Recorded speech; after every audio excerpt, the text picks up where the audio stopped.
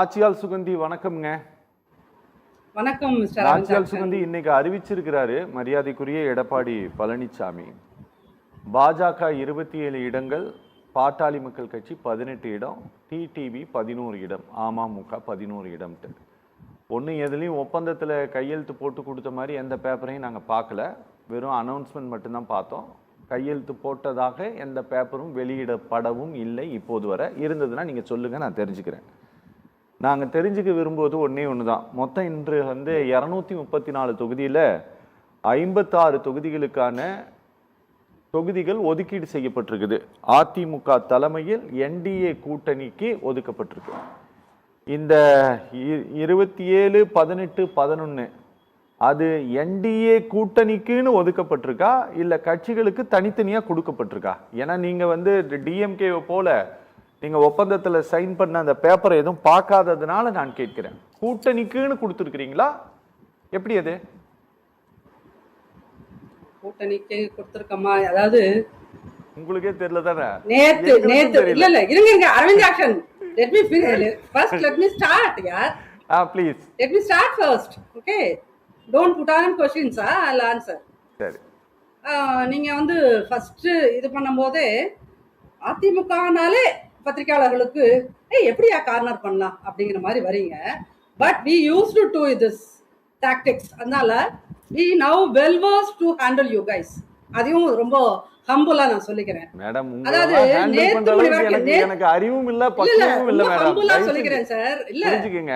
பாருங்க, நாங்க கையெழுத்து போட்டோம், அந்த காப்பி பாத்தீங்களா, உங்களுக்கு அது தெரியுமா? இருங்க நான் வரேன். அதான் என்னன்னா, இதெல்லாம் எப்படி இருக்கு அப்படின்னா, நேத்து வரைக்கும் இல்லை, இன்னைக்கு மதியம் வரைக்குமே அதிமுக டெல்லிக்கு செல்கிறது. அதிமுகவோட எல்லா விஷயங்களையும் டெல்லி தான் தீர்மானிக்கிறது. அதிமுக டெல்லிக்கு அடிமையாகி விட்டது. அப்பப்பா, எத்தனை வாய்கள், எத்தனை கமெண்ட்டுகள், எத்தனை யூகங்கள், அது அத்தனையும் இன்னைக்கு ஆஃப்டர்நூன் எல்லாமே தவிடுபொடியாயிடுச்சு. சரிங்களா? என்ன இப்ப என்ன செய்தி சொல்றீங்க? உங்க ஊடகத்துல கூட வர்றது என்னது? 9 வருடங்கள் கழித்து டிடிவி அவர்கள் எம்ஜிஆர் மாளிகை வந்துள்ளார். இன்னைக்கு பத்திரிகைகள், இன்னைக்கு ஊடகங்கள் சொல்கின்ற செய்தி என்னது?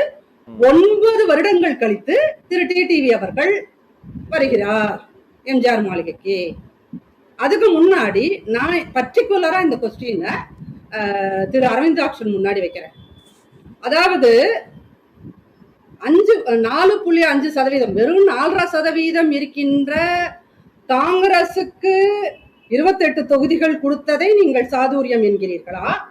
11.5% ஓட் பேங்க் வச்சிருக்க பாஜகவுக்கு 27 கொடுத்ததை நீங்கள் சாதுரியம் என்கிறீர்களா?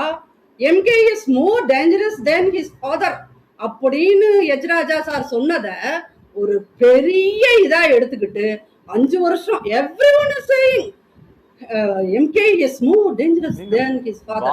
The dialogue சொல்லிட்டே இருந்தீங்கல்ல, அது கூட்டணியோடு சேர்ந்து 18%. Little bit clear.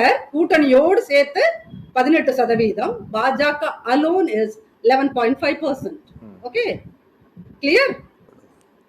சொல்லுங்க. அப்போ 4 இல்ல, எனக்கு இந்த இதுக்கு தயவு செய்து I'm humbly requesting அரவிந்த் ஆக்ஷன், please answer me. 4.5% vote bank இருக்கிற காங்கிரஸ்க்கு 28 கொடுத்த சாதுரியமா, 11% வச்சிருக்க பாஜகவுக்கு உங்களுக்கு 27 கொடுத்தது சாதுரியமா? Who is clever then, dangerous then, என்னென்ன அட்ஜெக்டிவ்ஸ் எல்லாம் தெரியுமோ போட்டுக்கோங்க. இப்ப பதில் சொல்லுங்க please. I'm humbly requesting you. நீங்க என்கிட்ட இந்த கேள்வி கேக்குறீங்கல்ல? Yes. பாஜக 11% வாக்கு சதவிகிதத்தை பெறுவதற்கு அதிமுக உதவியாக இருந்ததனால் நீங்க 27 சீட் கொடுத்திருக்கீங்க. நான் சொல்றேன், you please set whatever you want narrative. Madam, உண்மை அதானே மேடம்? Please set. நீங்க ஜெயலலிதா மேடத்தினுடைய ஒரே ஒரு நிமிஷம் இருங்க மேடம். தயவு செஞ்சு கொஞ்சம் பொறுமையா இருங்க. 4.5 வருஷம் எங்க கவர்மெண்ட்டை காப்பாத்தினது பாஜக தான் ஒரு மெஜாரிட்டி கவர்மெண்ட்டை ரன் பண்ண திரு எடப்பாடி பழனிசாமி சொல்றாரு. மெஜாரிட்டி கவர்மெண்ட் நல்லா புரிஞ்சுக்கங்க. எந்த சட்டமன்ற உறுப்பினருடைய தயவும் கிடையாது. யாருடைய நீங்க மைனாரிட்டி கவர்மெண்ட் டிஎம்கேக்கு சொன்னீங்கல்ல, அந்த மாதிரிலாம் கிடையாது. மெஜாரிட்டி கவர்மெண்ட்டை ரன் பண்ண திரு எடப்பாடி பழனிசாமி சொல்றாரு பிஜேபி எங்களை காப்பாத்தினதுன்ட்டு. அப்ப பிஜேபி இங்க 11% ஆனதுக்கு நீங்க தான் காரணம். நீங்க கொடுத்துருக்கீங்க, நீங்க தான் வளர்த்துனீங்க, நீங்க கொடுத்துருக்கீங்க. My question is not like that. நான் என்ன சார் கேட்டேன், நான் என்ன அரவிந்த் சாக்சன் கேட்டேன், நீங்க இந்த ஆன்சர் சொல்லனாலும் பார்க்கின்ற மக்களுக்கு இல்ல மேடம், இங்க பாருங்க, டிமாண்டிங் வந்து ஒவ்வொரு பார்ட்டி ஒன்னு வைக்கறாங்க, அவங்க கேக்குறாங்க, கொடுத்துட்டாங்க. இருங்க sir, let me finish first. 4.5% வைத்திருக்கின்ற காங்கிரஸ் 2 வாரங்களாக திமுகவை அவர்களுடைய எம்பிகளை வைத்து விதவிதமான வார்த்தைகளால் மிக கீழ்த்தரமாக விமர்சிக்கப்பட்டு வெட்டா குத்தாங்கிற இடத்துக்கெல்லாம் அது நகர்ந்து சென்று தாவேகாவை காட்டி பயமுறுத்தி 28 சீட்டு வாங்கிட்டு போயிருக்காரு ராகுல் காந்தி. கிரிஷ் சோடங்கர் அப்படிங்கிற ஒரு பயங்கர கான்பிடென்டான ஒரு ஏஐசிசி செக்ரட்டரி வந்து, ஒரு இன்சார்ஜ் வந்து, காங்கிரஸ் செக்ரட்டரி இன்சார்ஜ் வந்து உட்கார்ந்து திமுகவோட கண்ணில் விரலை விட்டு ஆட்டி 28 சீட்டை பறிச்சுட்டு போயிருக்காரு. அப்ப நீங்க என்ன சொல்றீங்க, அது வந்து அப்படித்தான் இருக்கும். அப்ப அந்த சமயத்துலதான் வந்து என்ன படத்தை எடுத்து விடுறாங்க, அவங்க கம்பெனி முதல்வரோட பேரண்ட் கம்பெனில இருந்து ஒரு படம் வருது. என்ன வருது, காங்கிரஸ் எங்களை எமர்ஜென்சில உள்ள போட்டு அடித்து நொறுக்கி எங்களை காலி பண்ணியது அப்படின்னு காங்கிரஸுக்கு எதிரான படங்களை நீங்க போடுறீங்க. யாரு, திமுக போடுது. அந்த பக்கம் கிரிஷ் சோடங்கர்னு சொல்லிட்டு ஒரு பெரிய ஜீனியஸ் உள்ள இறக்கி விட்டு 28 சீட்டை அழுங்காம குலுங்காம அவங்க வாங்கிட்டு போறாங்க. அப்போ இன்னொன்னு சொன்னாங்க வந்து பாத்தீங்களா, அதிமுக கூட்டணியில சீட்டு வந்து இப்படி கம்மியா.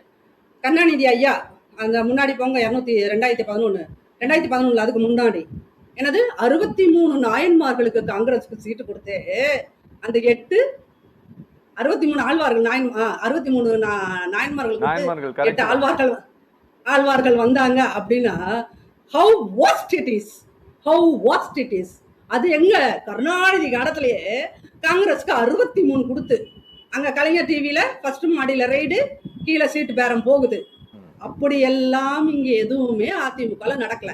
மீடியாவும் எதிர்கட்சி அவர் ஸ்டாலின் ஐயா அவங்க கட்சிக்கு இளைஞர் மாநாட்டுக்கு கூட்டம் நடத்துறாருன்னா அங்க போய் இளைஞர்களே நாம் இப்படி எல்லாம் தேர்தல் நடத்துவோம்னு அந்த பசங்களை வழிகாட்டுறதை விட்டுட்டு அங்க உட்காந்துட்டு பாத்தீங்கன்னா எடப்பாடி அவர்கள் டெல்லி செய்கிறார், அதனால வந்து அது அப்படி ஆயிடுச்சு, அதனால இது இப்படி, அதனால அப்படின்னு கதை சொன்னீங்க. இப்ப என்னாச்சு, அதே எம்ஜிஆர் மாளிகையில் தான், அதே அதிமுகவோட தலைமை அலுவலகத்தில் தான் அத்துணை கட்சிகளும் வந்து இன்னைக்கு மீடியா முன்னாடி உட்காந்து பேசுறோம். அப்ப எங்களுடைய பொதுச் செயலாளர் கூட இன்னைக்கு என்ன சொன்னாரு, அப்பா நான் டெல்லி போனது இவ்வளவு இது பண்ணீங்களே, கனிமொழி மேடம் டெல்லியில போய் ராகுல் காந்தி கிட்ட பேச்சுவார்த்தை நடத்தினாங்களா இல்லையா, அது ஏன் ஃபெயிலியர்ல முடிஞ்சு? ஏன் ராகுல் காந்தி இன்ன வரைக்கும் எங்களுடைய என்டிஏ கூட்டணி சார்பாக 3 முறை, ஒரு தடவை இல்ல 2 தடவை இல்ல 3 முறை வெற்றிகரமாக பொதுக்கூட்டங்கள் எல்லா கூட்டணி கட்சி தலைவர்களும் வந்து 3 முறை, எலெக்ஷனுக்கு இன்னும் இருக்குது டேஸ் மேடம். உங்களுக்கு ஒருவேளை தெரியலன்னா நான் அதை சொல்றேன் மேடம். உங்களுக்கு தெரியலன்னா 3 முறை கூட்டம் நடத்தினது அதிமுக கிடையாது, NDA நடத்தினது. whatever it is, whatever it is, if you raise that type of question, I'll ask one thing. It's okay. எங்கள்கிட்ட என்டிஏ கூட்டணி கட்சி தலைவர்கள் வந்து கூட்டம் ஒரு வாட்டிக்கல்ல 3 வாட்டி நடத்திட்டு போறாங்க. ஏன் இன்ன வரைக்கும் ஒரு முறை கூட கூட்டணி முடிவான பிறகு ஒரு முறை கூட ராகுல் காந்தியோ, பிரியங்கா காந்தியோ, சோனியா அம்மையாரோ, கர்கேஜியோ இங்க சென்னைக்கு வந்தோ இல்ல தமிழ்நாட்டில் ஏதோ ஒரு பகுதிக்கோ வந்து ஏன் சார் ஒரு கூட்டம் கூட நடத்தல? 2024 அன்னபூர்ணால போய் அப்படி பல்டி அடிச்சு அந்த பக்கம் போய் சீட் வாங்கிட்டு வந்தாரு ராகுல் காந்தி.